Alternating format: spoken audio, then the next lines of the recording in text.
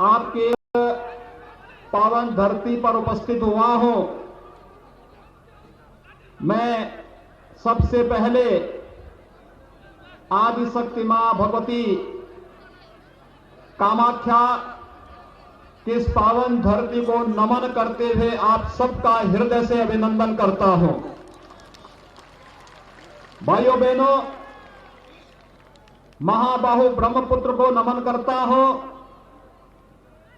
भारत की लाल नदी के रूप में विख्यात और असम के सुख दुख, समृद्धि और यहां की सभ्यता संस्कृति की वाहक महाबाहु ब्रह्मपुत्र, जो यहां के सपनों को, यहां की आकांक्षाओं को और असम की सच्चाई का संवाहक भी है, इन सब की प्रतीक महाबाहु ब्रह्मपुत्र को नमन करते हुए भारत रत्न भूपेन हजारिका ने अपने एक प्रसिद्ध गीत में महाबाहु ब्रह्मपुत्र महामिलनोर तीर्थ, इस भाव के साथ इसकी महिमा का गान किया है। यह ब्रह्मपुत्र और इसके तट के लोगों के महामिलन का तीर्थ है असम, और इसलिए असम की इस धरती को मैं कोटि कोटि नमन करते हुए आप सबका हृदय से अभिनंदन करता हूं, आप सबका मैं स्वागत करता हूं। हमारे लिए ये बहुत प्रसन्नता का विषय है कि धरती शंकर देव की भी धरती है। भारत के सांस्कृतिक राष्ट्रवाद के परम पुरोधाओं में से शंकर देव रहे हैं। शंकर देव के कारण ये धरती बच पाई थी, अन्यथा कांग्रेस की अगर कूटनीति चलती और कांग्रेस का षड्यंत्र सफल होता तो यह धरती भी उसी प्रकार से भारत के लिए खतरा पैदा कर देती, जैसे घुसपैठियों ने बहुत सारे क्षेत्रों में कांग्रेस की तुष्टीकरण के नाते आज राष्ट्रीय सुरक्षा के लिए खतरा पैदा कर दिया था। लेकिन मैं उस महापुरुष को आदर करता हूं, सम्मान करता हूं, जिन्होंने राष्ट्रवाद की अलग जगा करके उस कालखंड में इस धरती को सुरक्षित रखने में अपना योगदान दिया था। शंकर देव के, श्रीमान शंकर देव की इस धरती को मैं कोटि कोटि नमन करते हुए भारत के सांस्कृतिक राष्ट्रवाद के उस महापुरुष के प्रति विनम्र श्रद्धांजलि भी अर्पित करता हूं। भाइयों बहनों, शंकर देव ने हमें, श्रीमान शंकर देव ने हमें घुसपैठ की समस्या के प्रति सचेत किया था, और इसीलिए कांग्रेस शंकर देव को कभी बर्दाश्त नहीं कर पाई, क्योंकि कांग्रेस की नीति विकास नहीं, कांग्रेस की नीति समृद्धि नहीं, कांग्रेस की नीति आप सबकी खुशहाली कभी नहीं रही। उसकी नीति तुष्टीकरण की नीति थी, एन केन प्रकार सत्ता प्राप्त करने की नीति थी, और उसकी कीमत एक लंबे समय तक असम वासियों को चुकानी पड़ी थी, उग्रवाद के रूप में, अलगाववाद के रूप में। मैं अभिनंदन करूंगा आप सबका कि आपने पिछली बार भी भारतीय जनता पार्टी को समर्थन देकर के आदरणीय प्रधानमंत्री नरेंद्र मोदी जी के नेतृत्व पर विश्वास किया था, और श्री सर्वानंद सोनोवाल को असम का मुख्यमंत्री बनाया। और आज एक बार फिर से मैं आपका आह्वान करने के लिए आया हूं। मैं आपका असम वासियों का अभिनंदन करता हूं कि लोकसभा चुनाव में आपने फिर से प्रधानमंत्री मोदी जी पर विश्वास किया, और भारतीय जनता पार्टी को असम वासियों ने भारी समर्थन देकर के अपना योगदान दिया, और आज प्रधानमंत्री मोदी जी देश के अंदर भारत को एक यशस्वी नेतृत्व प्रदान कर रहे हैं।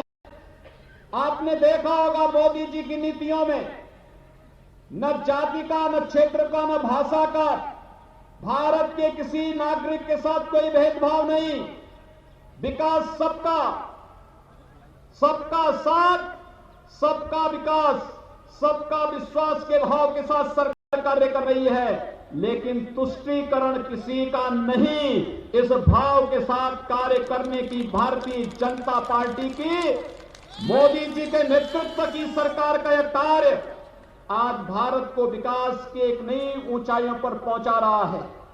भाइयों बहनों, हमारा पूर्वोत्तर भारत विकास की आस देखता रहता था। पूर्वोत्तर भारत का अपेक्षित विकास नहीं हो पाता था, क्योंकि सरकार के एजेंडे में, पिछली सरकारों के एजेंडे में कभी पूर्वोत्तर भारत नहीं था। लेकिन प्रधानमंत्री मोदी जी ने लुक ईस्ट नीति को ही लागू नहीं किया, बल्कि लुक एक्ट ईस्ट नीति के तहत प्रत्येक मंत्री के लिए बाध्यकारी क्या उस सप्ताह में एक दिन कम से कम वह पूर्वोत्तर के राज्यों में बिताएगा और अपने विभाग के, अपने मंत्रालय की नीतियों की समीक्षा करेगा, जमीन पर जाएगा, गरीबों को शासन की योजनाओं का लाभ कितना मिल रहा है और नागरिकों को कितना मिल रहा है, इसका अवलोकन करेगा और फिर उसकी स्वयं समीक्षा प्रधानमंत्री मोदी जी के द्वारा किया जा रहा है। आज इसका परिणाम असम समेत पूरा पूर्वोत्तर भारत अष्ट सिद्धि के रूप में 8 राज्य विकास की जिन नई ऊंचाइयों को छूते हुए दिखाई दे रहे हैं, ये सचमुच अभिनंदनीय है। मैं प्रधानमंत्री मोदी जी का इसके लिए हृदय से अभिनंदन करता हूं, उनका स्वागत करता हूं। भाइयों बहनों, जब यशस्वी नेतृत्व किसी देश को प्राप्त होता है तो हर एक क्षेत्र में देश को यशस्वी नेतृत्व प्रदान करता है। विगत 1 वर्ष पूरी दुनिया के लिए, पूरे भारत के लिए कोरोना की महामारी के रहे हैं। आपने देखा होगा, कोरोना महामारी के कारण प्रधानमंत्री मोदी जी के नेतृत्व में जो पूरे देश के अंदर एक विश्वास जागृत हुआ, गरीबों को मुफ्त में खाद्यान्न उपलब्ध कराना प्रधानमंत्री कल्याण गरीब पैकेज के माध्यम से, और आत्मनिर्भर भारत की जिस परिकल्पना को साकार किया है प्रधानमंत्री मोदी जी ने, आज वह एक नए भारत, भव्य भारत की तस्वीर हम सबके सामने प्रस्तुत करता है, जो वह भारत दुनिया की एक महाताकत बनने की ओर अग्रसर है। आपने भाइयों बहनों अभी हाल ही में अमेरिका के राष्ट्रपति बाइडेन के वह वक्तव्य सुना होगा, जिसमें उन्होंने प्रधानमंत्री मोदी जी का अभिनंदन किया है, जिसमें उन्होंने कहा है कि भले ही कोरोना से प्रबंधन किसका कैसा था यह समय बताएगा, लेकिन प्रधानमंत्री मोदी जी के प्रबंधन का लोहा दुनिया ने माना है। और यही नहीं, अपने देश के नागरिकों के लिए 2 वैक्सीन एक साथ देने का कार्य भी प्रधानमंत्री मोदी जी ने किया, और न केवल भारत को बल्कि भारत के मित्र देशों को बचाने का कार्य भी भारत के कोरोना वैक्सीन के माध्यम से प्रधानमंत्री मोदी ने किया है।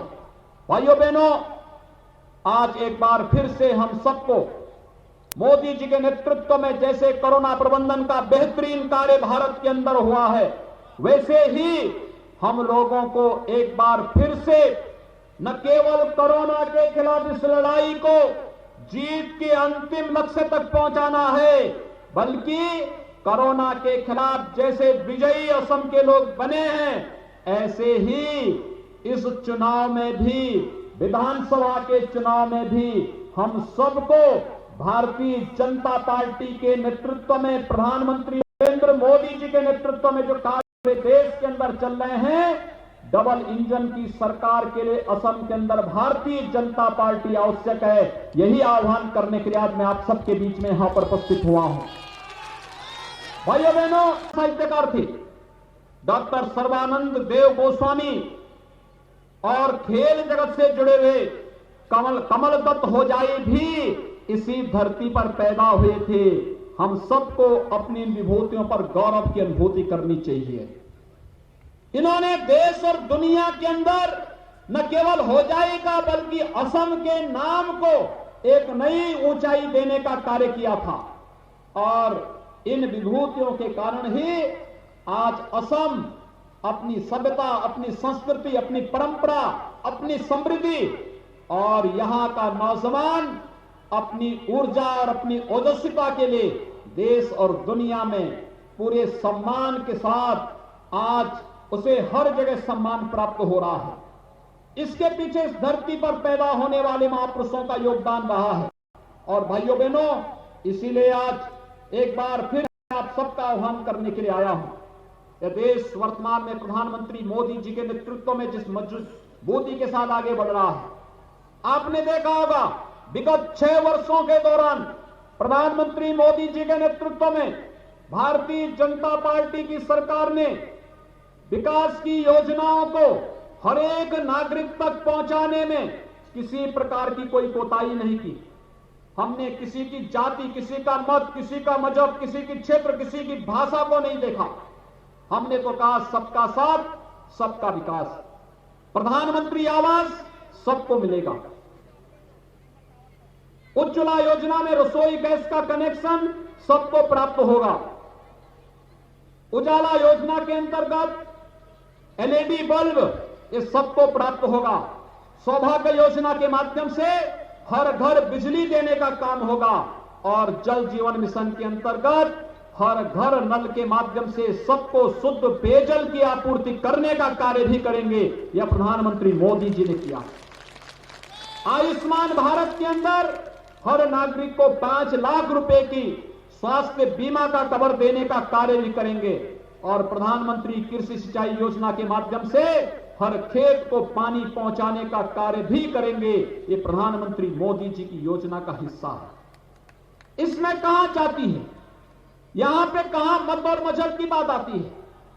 यहां पे तो विकास सबका, योजनाओं का लाभ सबको, एक नीति के तहत विकास की योजनाओं को घर घर, गांव गांव तक पहुंचाने का कार्य क्या करने का जो प्रयास हुआ है, आज भाइयों बहनों, वह हर एक क्षेत्र में देखने को मिल रहा है।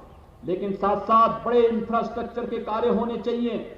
कहीं हाईवे, कहीं रेलवे, कहीं एयरपोर्ट, कहीं आईआईटी, कहीं मेडिकल कॉलेज।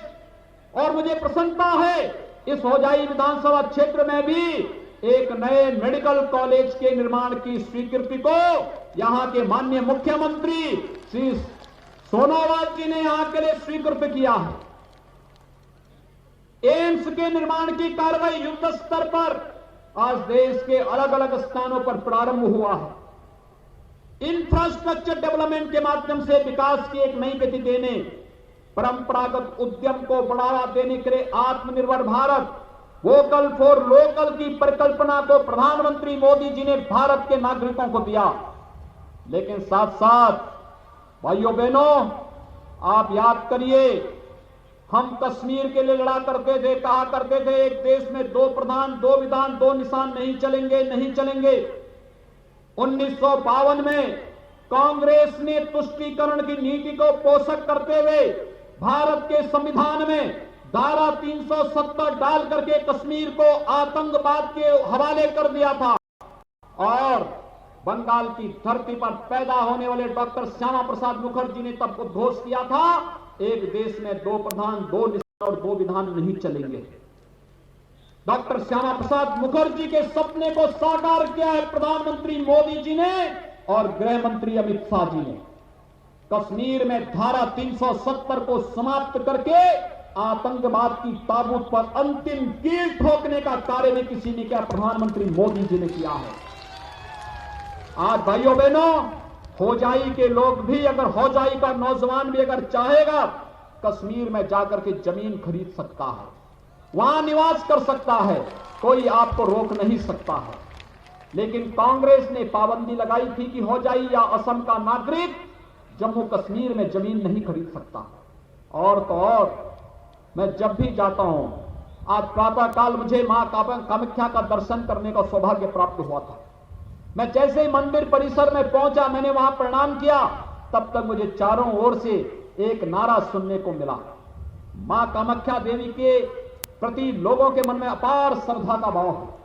पूरा देश बड़ी श्रद्धा के साथ यहां पर आकर के मां का अनुष्ठान करता है, उनसे शक्ति अर्जित करता है। लेकिन साथ साथ जैसे मंदिर परिसर में गया था, मुझे एक ही आवाज सुनाई दी थी, और हर एक मुंह से, बच्चे हो, नौजवान हो, महिलाएं हो, पुरुष हो, बुजुर्ग हो, किसी भी उम्र का व्यक्ति एक ही बात कहता था, जय श्री राम, जय श्री राम का। भाइयों बहनों, ये हमारा एक संबोधन है। राम हमारा संबोधन है, हमारा शिष्टाचार है, हमारी सभ्यता है, हमारी संस्कृति है, हमारा राष्ट्र का प्रतीक है और हमारी सभ्यता और संस्कृति के साथ साथ हमारे पुरोधा भी हैं। भारतीय सभ्यता और संस्कृति के परम पुरोधा है। उन्होंने भारत को एक दिशा दी है। भारत के सांस्कृतिक राष्ट्रवाद की नींव की आधारशिला रखी है। राम के बगैर भारत का काम चल ही नहीं सकता है और राम पर भारत का हर वासी बच्चा बच्चा गौरव की अनुभूति करता है। भाइयों बहनों, हम लोग कहा करते थे कि रामलला हम आएंगे, मंदिर वहीं बनाएंगे। यही बोलते थे ना। असम का नौजवान भी जाता था तो यही बोलता था, रामलला हम आएंगे, मंदिर वहीं बनाएंगे।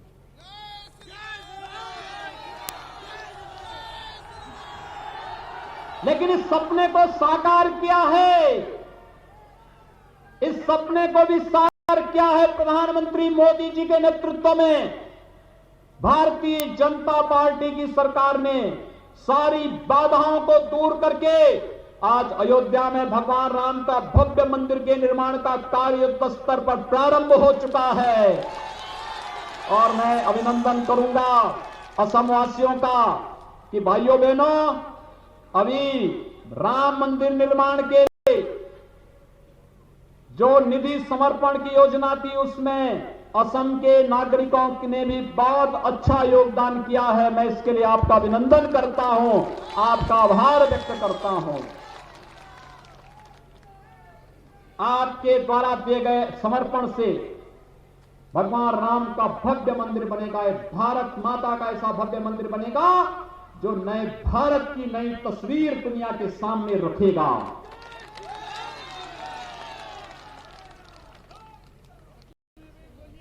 प्रधानमंत्री मोदी जी के नेतृत्व में ट्रिपल तलाक पर भी पूरी तरह पाबंदी लगा दी गई है। अब 3 तलाक कह करके कोई नारी गरिमा के साथ ठेस नहीं पहुंचा सकता है। 3 तलाक की बात करेगा तो जेल के अंदर भारत की जेलें उसका इंतजार करेंगी। ये सुरक्षा देने का कार्य भी बहन और बेटियों को किसी ने किया है, प्रधानमंत्री मोदी जी ने किया है।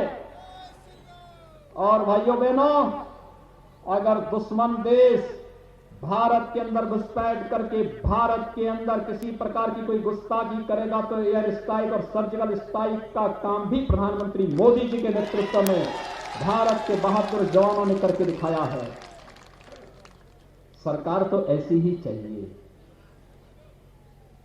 जो विकास भी करा सके, समृद्धि भी ला सके, नौजवानों के लिए रोजगार भी दे सके, हमारी माताओं और बहनों की गरिमा का ख्याल भी रख सके और साथ साथ सभ्यता और संस्कृति की सुरक्षा के साथ ही भारत को परम वैभव तक पहुंचाने के सपने को साकार करके एक भारत श्रेष्ठ भारत की परिकल्पना को साकार कर सके। कार्य प्रधानमंत्री मोदी जी के नेतृत्व में पूरे भारत के अंदर चल रहा है। असम के अंदर सर्वानंद सोनोवाल जी के नेतृत्व में यह कार्य भारतीय जनता पार्टी की सरकार ने पिछले 5 वर्षों के अंदर किया है और अगले 5 वर्ष के लिए आप सबका समर्थन और सहयोग प्राप्त करने के लिए एक बार फिर से हम सब आपके बीच में यहां पर उपस्थित हुए हैं। और इसके लिए मैं आप सबसे आह्वान करूंगा, होजाई से भारतीय जनता पार्टी ने श्री रामकृष्ण घोष को अपना प्रत्याशी बनाकर के आपके बीच में भेजा है और श्री शिबू मिश्रा को लालडिंग से भी भारतीय जनता पार्टी ने अपना प्रत्याशी दिया है। भाइयों बहनों, ये दोनों प्रत्याशी हैं। दोनों प्रत्याशियों को आपने पहचान लिया है ना? इनको समर्थन देंगे? मेरे साथ हाथ उठा करके बोलेंगे। दोनों हाथ उठा करके, जहां तक मेरी आवाज जा रही है दोनों हाथ उठाएंगे, बोले जय जय श्री राम, जय जय श्री राम, जय जय श्री राम। कमल चुनाव चिन्ह पर भारतीय जनता पार्टी के समर्थन में भारतीय जनता पार्टी के प्रत्याशियों को भारी बहुमत से विजयी बनाने की अपील करते हुए मैं आप सबका अभिनंदन करता हूं।